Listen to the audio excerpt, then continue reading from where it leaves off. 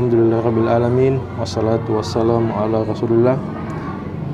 Sedikit saya mau tanyakan juga Pak terkait dengan ayat tadi.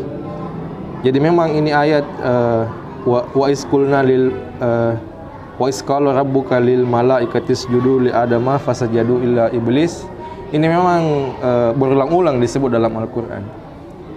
Dan pernah juga saya dengar dalam salah satu pengajian bahwasanya ini ayat ini menggambarkan bahwa kita ini hanya penggambaran bahwasanya kita ini harus saling menghargai sesama manusia. Kan tadi seperti disebutkan bahwa iblis ketika disuruh sujud kepada Adam, kan ini bukan sujud menyembah, kan? Ada malah orang bilang ini iblis bagus ininya tauhidnya karena tidak mau disembah, tapi sebenarnya bukan. Ini kan sujud penghormatan. Jadi semua malaikat sujud untuk menghormati Adam, tapi dia tidak mau. Alasannya kenapa? Karena dia merasa dia lebih mulia. Saya ini lebih mulia dari dia. Kenapa saya harus sujud? Ini katanya dalam salah satu pengajian saya pernah saya dengar bahwa ini perumpamaan juga bagi kita bahwa kita harus saling menghormati sesama kita. Tidak bisa kita bilang, kenapa harus saya hormati dia? Saya lebih mulia, saya lebih tinggi jabatanku, saya lebih kaya, saya lebih ini. Jadi inilah namanya kesombongan. Dan ini yang bahayanya bahwa ada hadis mengatakan bahwa barang siapa yang di dalam hatinya ada kesombongan seberat biji zarah, maka dia akan masuk neraka. Dia tidak akan masuk surga. Ini juga yang saya mau tanyakan di sini, Ustaz. Tapi dalam hadis lain ada juga hadis mengatakan barang siapa yang memiliki iman meskipun seberat biji zarah, maka dia akan masuk surga. Jadi bagaimana ini? Jadi misalnya ada orang yang beriman, ada iman dalam hatinya, tapi dia juga sombong. Jadi dia masuk di mana ini? Dia masuk neraka atau surga? Jadi itu tadi saya tanyakan. Apa kedua hadis ini tidak ada pertentangan? Yang satu mengatakan barang siapa yang ada kesombongan dalam hatinya seberat biji zarah, maka dia tidak bisa masuk surga. Artinya di sini dia masuk neraka. Tapi di hadis lain dikatakan barang siapa yang mempunyai keimanan meskipun sebesar biji zarah, maka dia tidak akan masuk neraka, dia akan dimasukkan ke dalam surga. Jadi mungkin ada penjelasan tambahan atau ada klarifikasi mungkin. Bismillahirrahmanirrahim. Assalamualaikum warahmatullahi wabarakatuh. Saya ingin mempertegas saja. Ini di ayat 51. Allah ma ashhadtuhum khalqas samawati wal ardi wala khalqa anfusihim.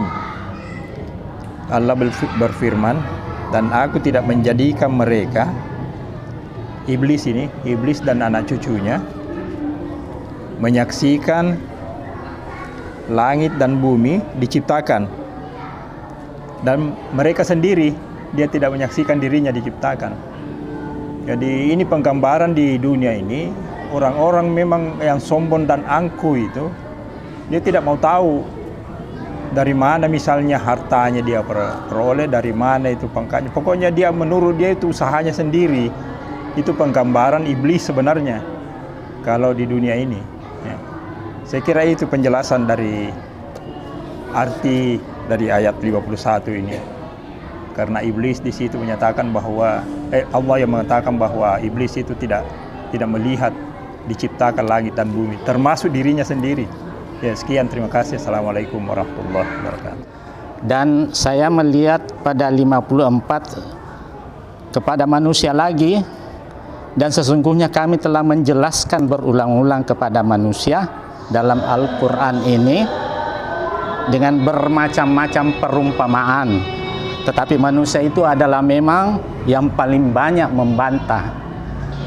Saya ada suatu lompatan informasi dari iblis, jin ke manusia. Saya khusus manusia, saya memikirkan Al-Quran ini, ayat-ayat ini kan tidak bisa ditafsirkan secara naskah letterlet, tapi ada mungkin istilah metode tadabbur. harus memikirkan, menghayati, mengimplementasikan apa yang ada dalam Al-Quran itu tidak seperti naskahnya, tapi ada suatu penghayatan. Jadi saya tidak langsung mengatakan bahwa manusia itu paling suka membantah, karena mungkin dia tidak meyakini betul apa makna daripada ayat-ayat itu sendiri. Jadi ini yang kita mau ambil hikmahnya sementara kita mau mengkaji itu. Kenapa langsung dituduh? Tapi ini maaf, ini ayat ya. Tapi kita harus mempelajari apa yang tersirat dalam ayat 54 itu sebenarnya. Mungkin kata membantah itu sangat luas. Ada momen-momen yang Allah Subhanahu wa taala tidak setuju dengan kondisi itu. Tapi kalau kita memakai metode tadabbur, itu kan penghayatan, belum mungkin ya. Itu untuk sementara itu yang menjadi pemikiran saya sementara. Saya kaitkan dengan tadi jin itu sudah divonis bahwa memang begini, terus lompat ke manusia lagi. Jadi bagaimana? Cukup itu, sekian, terima kasih. Assalamualaikum. Jadi iblis itu patuh, dia beriman. Jadi iblis itu bukan kafir, dia beriman kepada Allah. Hanya dia ingkar, tidak mengikuti perintah karena ada rasa sombong, rasa angkuh dalam diri, dan rasa dengki, rasa iri kepada makhluk yang baru itu Adam. Ya, jadi memang dia digolongkan dalam kelompok malaikat. Ya, karena memang belum ada tantangan. Jadi kepatuhan, ketaatan itu akan teruji apabila ada tantangan. Ya, jadi selama itu kan belum ada makhluk yang diciptakan, jadi dia patuh. Begitu ada Adam, nah disitulah timbul. Ya, jadi kita ini, iman kita itu akan teruji apabila ada tantangan. Ya, kemudian berikutnya itu malaikat itu ya ada mengatakan memprotes, sebenarnya mempertanyakan kenapa Allah menciptakan khalifah di muka bumi akan menumpahkan darah. Ya, memang prediksi malaikat ini terbukti ya. Kan banyak perang selalu ada, ya, selalu ada penumpahan darah. Jadi malaikat ini punya pengalaman, dan memang ada makhluk yang diciptakan sebelum manusia, sebelum Adam, termasuk jin itu sendiri. Ya, jin itu sendiri turunannya iblis. Jadi jin nenek moyangnya jin itu adalah iblis. Kita punya nenek moyang Adam. Nah itu. Ya. Jadi memang ada pengalaman malaikat sehingga bertanya, tetapi Allah menjawabnya secara diplomatis, ya. Inni a'lamu ma la ta'lamun. Aku mengetahui apa yang kau tidak tahu. Jadi ada rahasia penciptaan manusia di muka bumi, meskipun akan terjadi banyak perang. Itu apa? Itu adalah ujian. Jadi hidup ini adalah ujian, uji bakat. Apakah kita berbakat surga atau berbakat neraka? Dan dalam Quran berapa kali ulang-ulang mengujimu. Dan diingatkan, iblis itu adalah musuh yang nyata. Setan itu adalah istilah yang dipakai untuk perbuatan yang berbuat jahat. Jadi setan itu bisa dari jin, bisa juga dari manusia. Jadi kalau manusia mengajak pada perbuatan buruk atau menghalangi, itu termasuk setan juga. Jadi setan manusia. Ada setan itu adalah sifat jahat. Jadi minal jinnati wan nas. Itu kan ada dalam surah An-Nas itu, ya. Minal jinnut. Ya, dari jin dan manusia, ya. Jadi kalau jin setan jin itu dia hanya bergerak di medan batin. Tapi kalau setan manusia dua-duanya secara fisik dia menghalangi kita, ya. Dan dia melahirkan setan jin itu berkata, "Aku kan tidak pernah memaksamu, saya kan hanya membujuk." Ya, jadi itu ya. Nah, kemudian pertanyaannya Pak Iqbal, jadi benar itu bahwa yang ada rasa sombong tidak berhak masuk surga, terus masuk neraka. Tapi kan ada proses selanjutnya, ya. Saat itu dia tidak bisa masuk surga karena ada rasa sombong. Masuklah dia di neraka.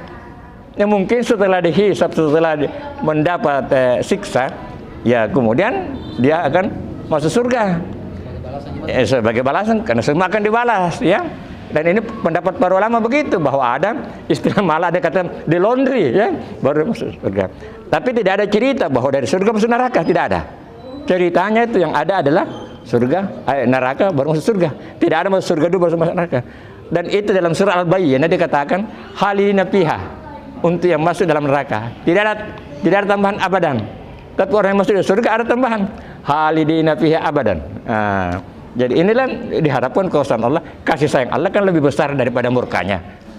Saya sedikit tambah mengenai bahasan kita.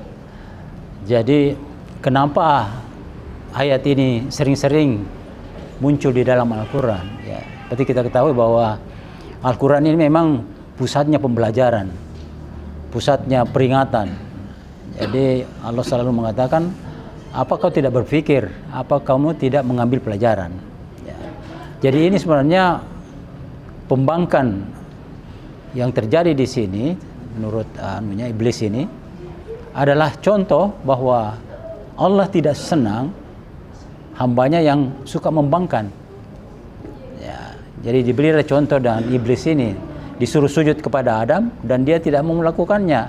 Jadi ini satu pembangkang, tidak mau turut perintah. Nah, ini sebenarnya kalau kita tarik dalam kehidupan keduniaan sekarang, pimpinan saja kalau dilawan tidak mau tunduk perintah juga akan marah, apalagi Allah. Nah, jadi sebagai Muslim sebenarnya ajaran Islam itu sebenarnya adalah ajaran kebenaran, ya.